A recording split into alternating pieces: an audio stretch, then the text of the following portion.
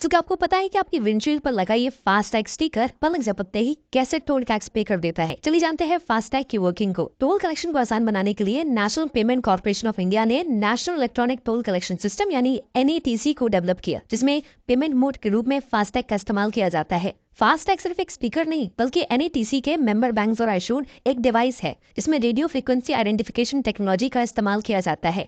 जब गाड़ी toll plaza पहुंचती है तो वहां पर लगे RFID रीडर्स फास्टैग को रीड करके फास्टैग ID और व्हीकल की डिटेल्स कैप्चर करते हैं और एक्वायरिंग बैंक्स को प्रोसेसिंग के लिए भेज देते हैं। एक्वायरिंग बैंक उस बैंक को कहते हैं जो गवर्नमेंट के बिहाफ पर पेमेंट रिसीव करती है। अब एक्वायरिंग बैंक NETC मैपर को फास्टैग की डिटेल्स वैलिडेट करने के लिए रिक्वेस्ट भेजती है।